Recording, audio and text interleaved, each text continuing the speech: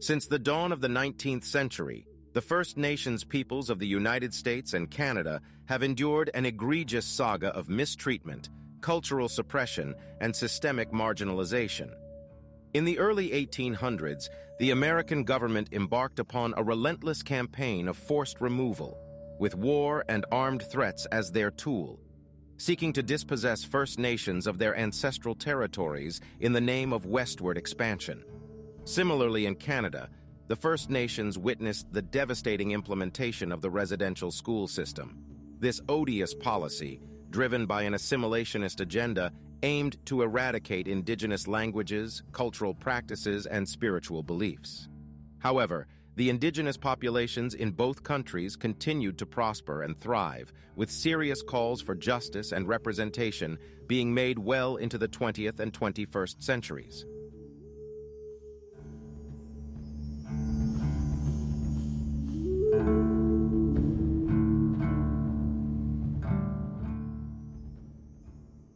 The early 19th century witnessed an upsurge in American expansionism, fueled by the desire for territorial acquisition and the belief in manifest destiny. This ideology advocated for the westward expansion of the United States, with little regard for the indigenous inhabitants of the land. They were seen as obstacles to progress and viewed as inferior, leading to their marginalization and mistreatment. The fertile lands and newly discovered gold mines inhabited by various First Nations were coveted by white settlers who sought to establish enterprises in the Southwest. The influx of settlers, particularly in Georgia, intensified the pressure to remove indigenous peoples from their ancestral territories. Thus, under President Andrew Jackson, the Indian Removal Act of 1830 was born. The U.S. government initiated a massive campaign to forcibly remove the First Nations from their homelands. The five so-called Five Civilized Tribes of the Choctaw, Creek, Chickasaw, Seminole, and Cherokee nations were among those affected. The Cherokee Nation chose to take legal action, taking their case to the Supreme Court. In the landmark case of Worcester v. Georgia, in 1832, the court ruled in favor of the Cherokees, asserting their sovereignty over their ancestral lands. Nevertheless, President Jackson ignored the court's decision, emphasizing his commitment to the removal policy. The forced march westward, known as the Trail of Tears, was undertaken by 17,000 indigenous people and was marked by appalling conditions and immense suffering. Forced to leave behind their homes and possessions, thousands of indigenous people faced exposure to harsh weather, inadequate provisions, and rampant disease on their trek to designated Indian Territory west of the Mississippi River in modern-day Oklahoma. The loss of life during this arduous journey was staggering. Over 4,000 people died due to starvation, disease, and exposure. The idea of herding off any First Nation that reside on land that you covet became an enticing one in the eyes of the American government. In 1851, the Indian Appropriations Act was signed by Congress, entailing the forced removal of First Nations from their ancestral lands and their subsequent relocation onto designated reservations. These reservations, characterized by their often barren and inhospitable nature, imposed severe limitations on traditional hunting, farming, and spiritual practices. Indigenous communities were thus forced to adapt to unfamiliar environments, leading to a profound disruption of their way of life. The neglect and meager provisions and funds provided by the government often proved insufficient to sustain their well-being, resulting in rampant poverty, malnutrition, and disease. As the United States expanded westward, conflicts erupted between incoming settlers and the First Nations, resulting in territorial disputes, loss of traditional lands, and encroachment upon sacred sites.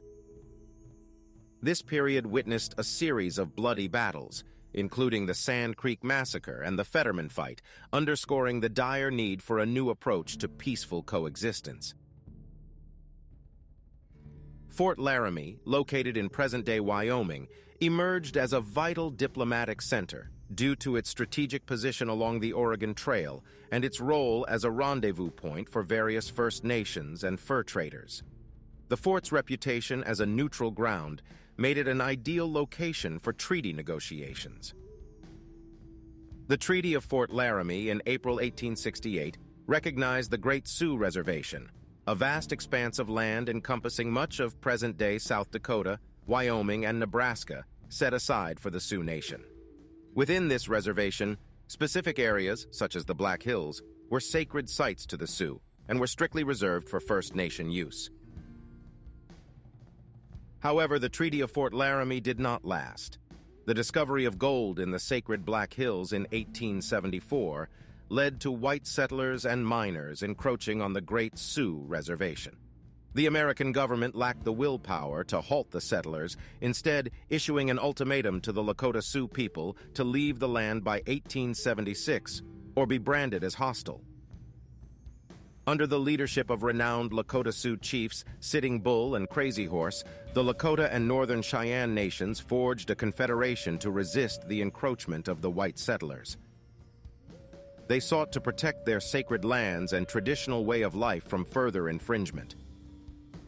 On June 25, 1876, Lieutenant Colonel George Armstrong Custer and his 7th Cavalry, comprising of approximately 700 men, encountered the united forces of the First Nations along the Little Bighorn River.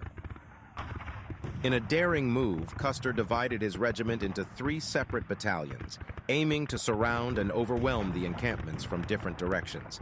However, this ambitious plan proved disastrous, as Sitting Bull's men swiftly repelled Custer's initial assault and mounted a fierce counteroffensive. As the battle raged on, Custer's battalion faced overwhelming opposition, resulting in the annihilation of his entire command.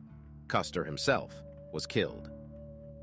The First Nation victory at Little Bighorn shocked the U.S. government and led to an escalation of military action against the First Nations. This resulted in a wave of retaliatory campaigns, leading to further loss of life and a devastating blow to First Nation sovereignty. America's approach to dealing with the First Nations began to shift from that of war and forced displacement and closer towards a more assimilationist policy. The idea of civilizing the so-called violent, savage, pagan, and barbarian Indians and introducing them to the culture and mannerisms of the white man became popular. Here, the Dawes Act of 1887 took shape. The Dawes Act divided First Nation lands into individual allotments, ranging from 40 to 160 acres, depending on factors such as agricultural potential and family size. Under the Act's provisions, indigenous heads of households were eligible to receive land, while the remaining territory was opened up for white settlers. To oversee the process, the Act established the Bureau of Indian Affairs, responsible for determining allotment sizes, facilitating land exchanges, and administering the allotment program. The Act led to the further fragmentation of communal lands and shattered long-standing cultural and social structures. Many First Nations were unfamiliar with the concept of private land ownership, making them vulnerable to unscrupulous practices such as land fraud, coercion, and exploitation by speculators and settlers. Along with this, many First Nations lacked the necessary resources and knowledge to transition successfully to a farming-based economy. Limited access to markets, inadequate infrastructure, and a lack of training further exacerbated economic hardships among indigenous populations.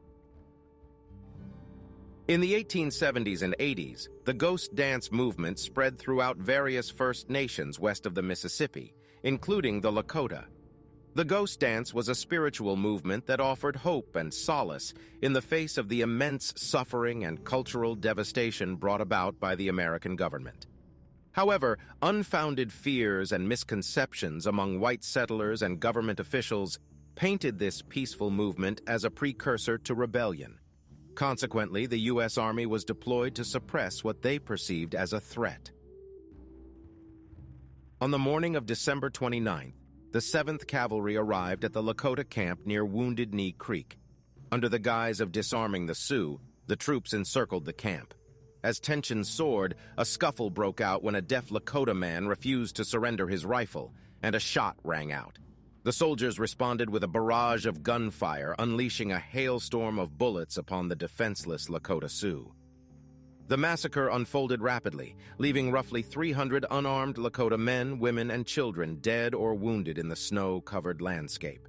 Over 20 medals of honor would be awarded to the troops who participated in the Wounded Knee Massacre, the highest commendation in the U.S. Armed Forces.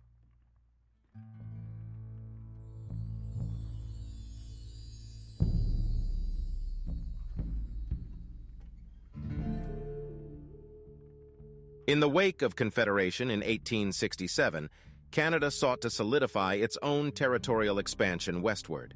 Motivated by a desire for resource development and land acquisition, the Canadian government initiated negotiations with Indigenous leaders to secure their consent and establish mutually beneficial relationships. Between 1871 and 1921, 11 numbered treaties would be signed by various First Nations and the Canadian government. The numbered treaties varied in their specific provisions, but some generalizations can be made. Indigenous peoples typically ceded specific tracts of land to the government while retaining reserves or reservations under Indigenous control. The treaties also included guarantees of annual compensation, which could include cash, goods, and services like schools or health care. However, like America, Canada also had an agenda to assimilate the First Nations into a white, Western society, and therefore many of the goods provided to the First Nations were given with this intent in mind. Following the first few numbered treaties, the desire for assimilation in the Canadian government went into overdrive. Driven by a combination of paternalistic benevolence, economic interests, and a desire for assimilation, the government formulated the Indian Act, which received royal assent on April 12, 1876. The Indian Act aimed to regulate nearly every aspect of Indigenous life in Canada, from governance structures to land ownership and cultural practices to personal liberties. The Act extended its reach into the minutiae of Indigenous existence. The Act sought to assimilate Indigenous peoples into a Euro-Canadian society by encouraging enfranchisement, a process through which individuals would relinquish their legal status as Indians in exchange for full Canadian citizenship. An enfranchised individual would no longer be subject to the restrictive provisions of the Indian Act. However, this also meant that they would no longer receive benefits such as access to reserves, certain social assistance programs, or the protection of treaty rights. This provision not only eroded Indigenous cultural identities, but also denied them their inherent rights as distinct nations. In Canada's prairie provinces, resistance emerged from the discontentment and grievances of the Métis people and First Nations as a result of rapidly shifting political boundaries. The Métis, descendants of European, primarily French fur traders and Indigenous women, faced the threat of losing their traditional lands, livelihoods, and cultural identity. The influx of Anglophone settlers into modern-day Alberta, Saskatchewan, and Manitoba led to a sense of marginalization among the Métis, further compounded by the lack of political representation.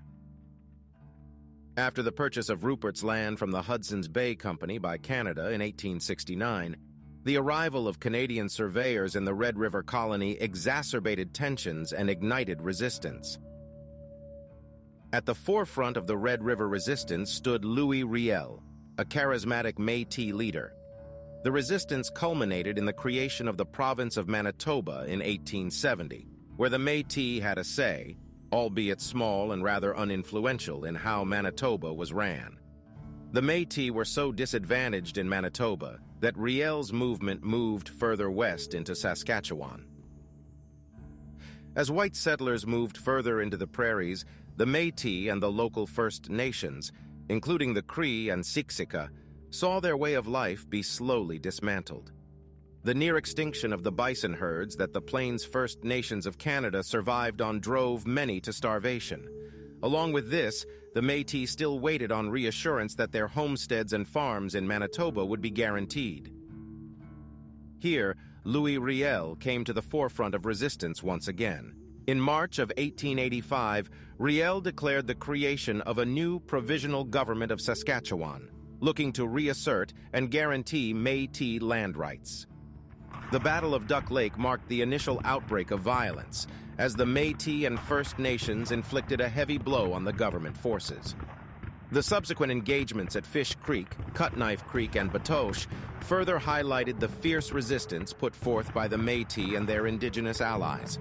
Ultimately, the federal forces prevailed, signaling the end of the resistance. The end of the Northwest Resistance led to the trial and execution of Louis Riel in November.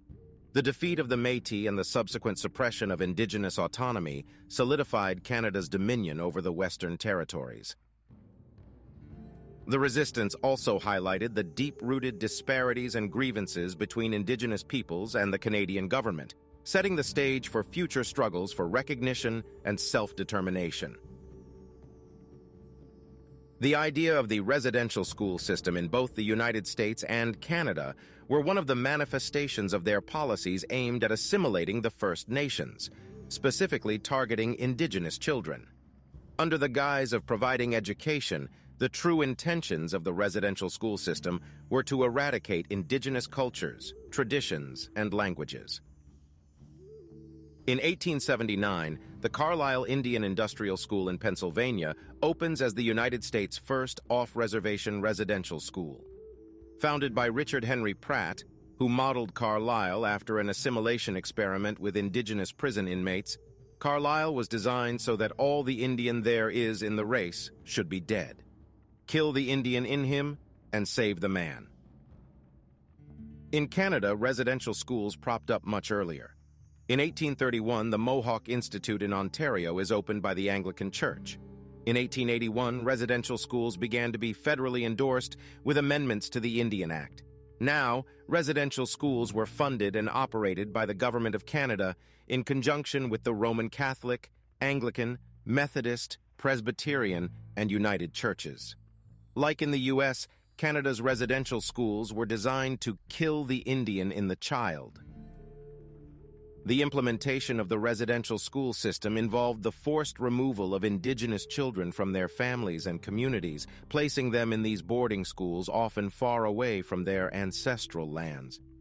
Within the walls of these schools, unimaginable horrors unfolded, leaving an indelible mark on generations of Indigenous individuals and communities.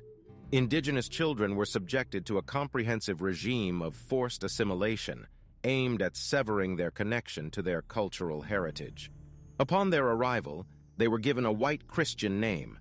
They were forbidden from speaking their native languages, practicing their traditional customs, or engaging in any manifestation of their cultural identities.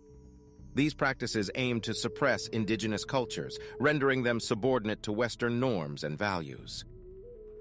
Within the walls of these institutions, Indigenous children faced unimaginable physical and emotional violence. School authorities employed a range of disciplinary measures intended to break their spirits and subjugate their Indigenous identities. Physical punishments such as beatings, restraints, and confinement were regularly employed to instill fear and compliance. Emotional abuse, including humiliation, degradation, and psychological manipulation, further dismantled their sense of self-worth and cultural pride.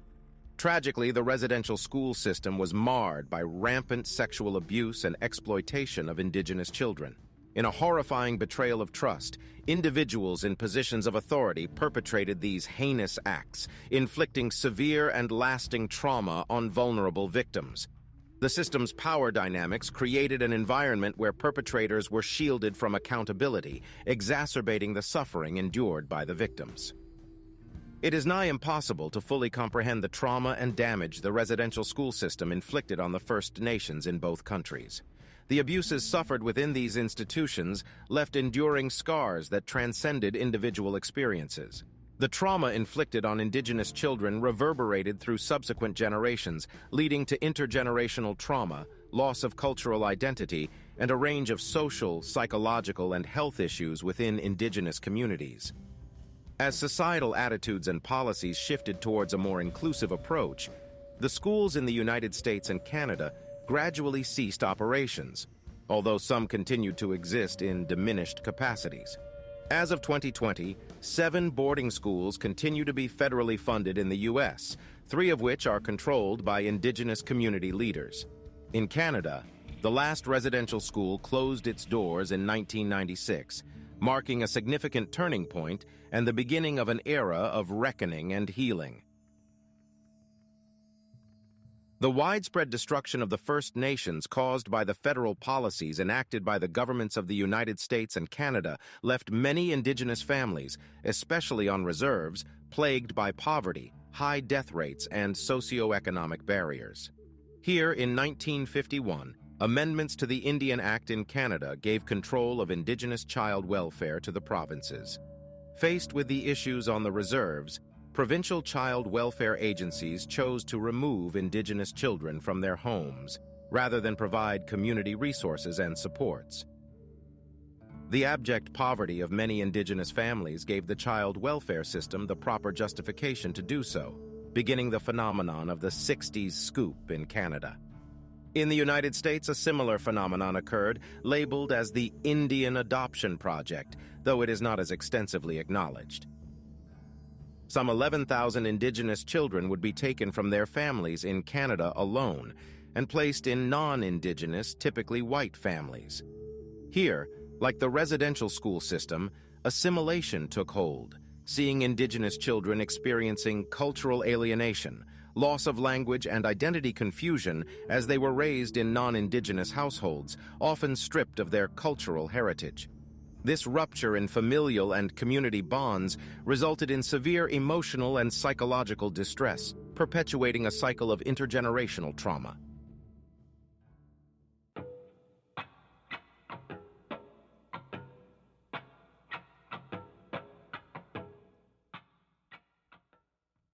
The 1960s in America was a time of great upheaval and counterculture, anti-war and civil rights. Racial inequality and injustice led to the dawn of the civil rights movement in the 1950s, spearheaded by influential African-American figures like Martin Luther King Jr. and Malcolm X. The movement continued its momentum into the 60s, still fighting against institutionalized racism, segregation, and discriminatory practices towards black people. Here, the Red Power movement took shape.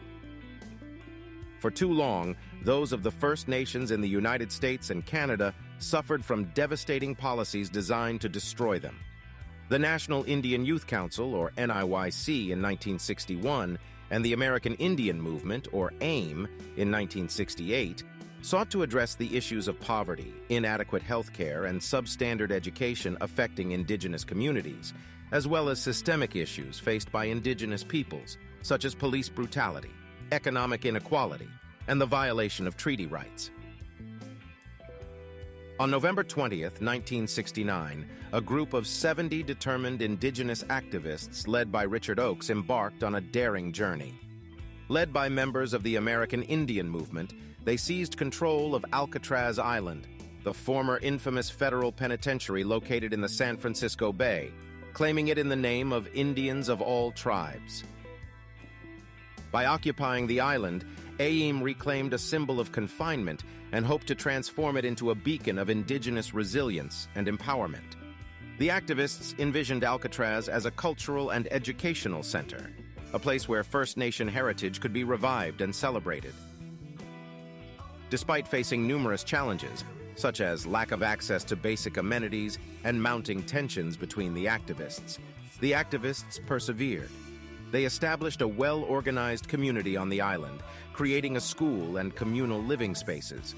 Their efforts were buoyed by the support of sympathetic individuals from across the United States, who supplied provisions, financial aid, and moral backing. However, the occupation received a death blow in the January of 1970 when Richard Oakes' 13-year-old stepdaughter Yvonne fell 3 stories, ultimately succumbing to her head injury. Oakes left Alcatraz distraught, leaving 2 factions of activists to fend for themselves. Worsening conditions and a stall in negotiations with the United States government led to the last 15 activists being removed from Alcatraz on June 10th by armed federal marshals, effectively ending the 18-month occupation.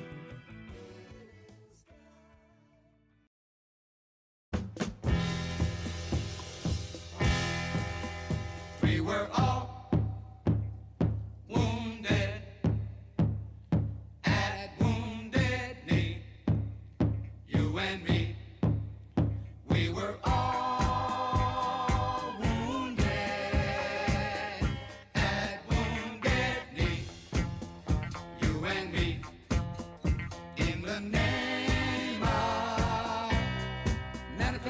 destiny. You and me. You and me. The occupation of Alcatraz led to AIM attempting even more bold stunts. On February 27, 1973, approximately 200 AIM members and their supporters, led by Russell Means and Dennis Banks, initiated the occupation of the town of Wounded Knee, South Dakota. The choice of Wounded Knee held significant historical symbolism, as it was the site of the infamous 1890 massacre. The activists' initial demands included the removal of Richard Wilson, the tribal chairman accused of corruption and authoritarianism, a review of treaty rights, and the restoration of traditional governance on the Pine Ridge Reservation, where Wounded Knee was located. The ensuing 71-day occupation of Wounded Knee was a testament to the resolute determination of the occupiers and the severity of the issues they sought to address. The activists, armed to defend themselves against anticipated aggression, faced off against federal law enforcement agencies, including the FBI and the United States Marshals Service. The federal government's response to the occupation was marked by a heavy-handed and militarized approach. Roadblocks and checkpoints were erected, effectively isolating the occupiers, while intermittent gunfire and sporadic violence further escalated tensions. Negotiations between AIM representatives and government officials faltered, leading to a protracted standoff that captured the attention of the nation. The occupation of Wounded Knee ultimately ended on May 8, 1973, when a negotiated settlement was reached between the activists and the government. Though the immediate objectives of the occupiers were not fully met, the event served as a catalyst for change. It brought national attention to the plight of the First Nations, paving the way for subsequent legislative reforms, increased funding for tribal initiatives, and a re-evaluation of the U.S. government's treatment of indigenous communities. Only 2 of the activists died during the sporadic gunfighting, while 1 federal officer was wounded. Similarly, Canada experienced its own occupation.